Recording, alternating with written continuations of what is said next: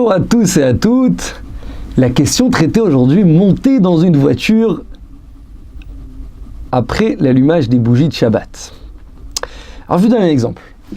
Vous êtes invité chez des amis le vendredi soir. Vous voulez prendre la voiture pour aller chez cette famille et ensuite rentrer à pied chez vous, à la maison. Alors la question c'est que avant de partir de chez moi, il faut que j'allume les bougies. Si j'allume les bougies, apparemment, à ce moment-là, j'ai pris sur moi le Shabbat. Si j'ai pris sur moi le Shabbat, comment est-ce que je peux monter dans cette voiture pour aller chez mon ami? Alors, Bezrat Hashem, on va essayer d'expliquer comment procéder dans un cas pareil.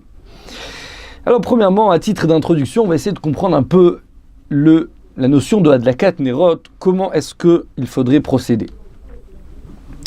Alors, tout d'abord, il faut savoir que l'Hadlakat Nerot, l'allumage des bougies, on ne peut pas la faire trop tôt.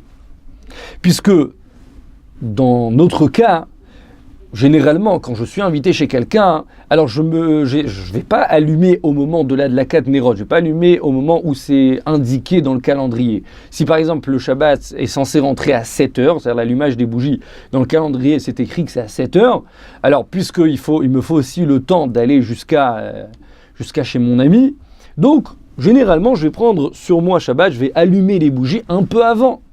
Alors combien de temps? On va dire 20 minutes, une demi-heure.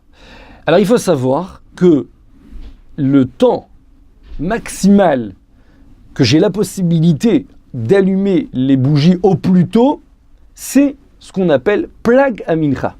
Alors Plag Amincha, c'est à peu près 1h12 avant la sortie des étoiles, avant Tset HaKochavim, la sortie des étoiles, et ça varie selon les périodes de l'année, en été, en hiver. Alors bien sûr, dans chaque calendrier, vous avez cet horaire qui est indiqué, vous pouvez voir Plag Amincha. Donc Plag Amincha, c'est le moment le plus tôt que je peux allumer mes bougies. Alors pour quelle raison je ne peux pas allumer à n'importe quel horaire?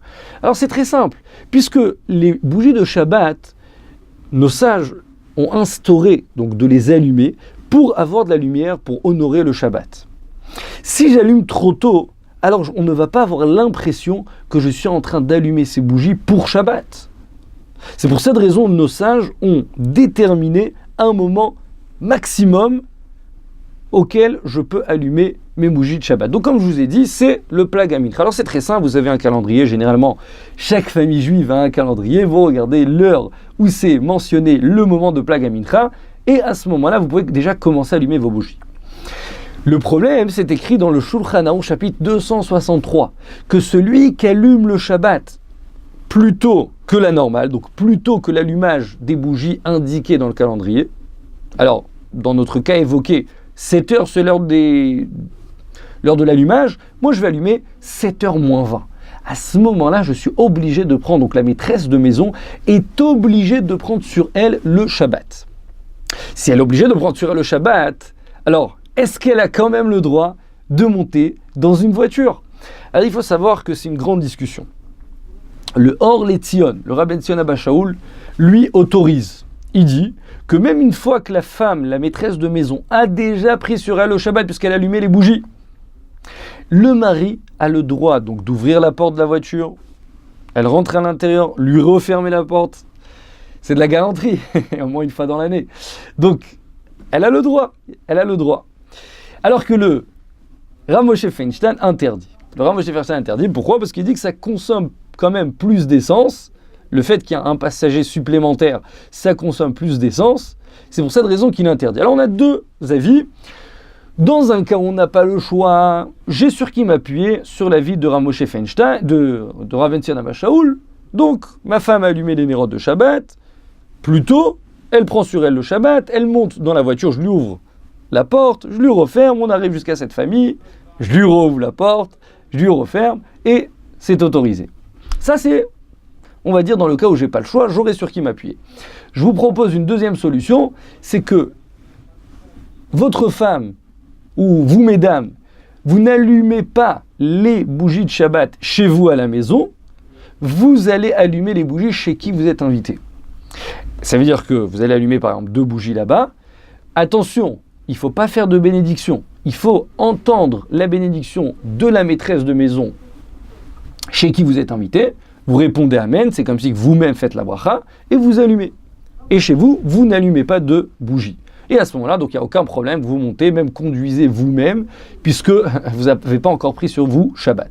Donc pour répéter, 2 solutions.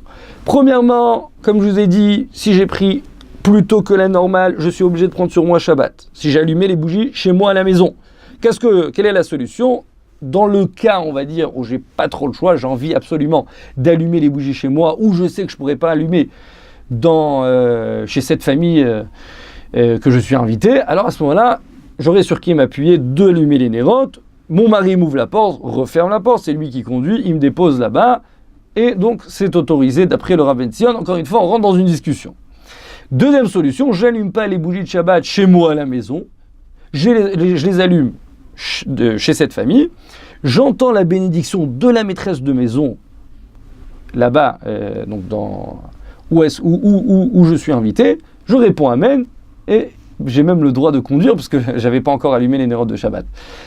Chazak ou Baruch, à très bientôt.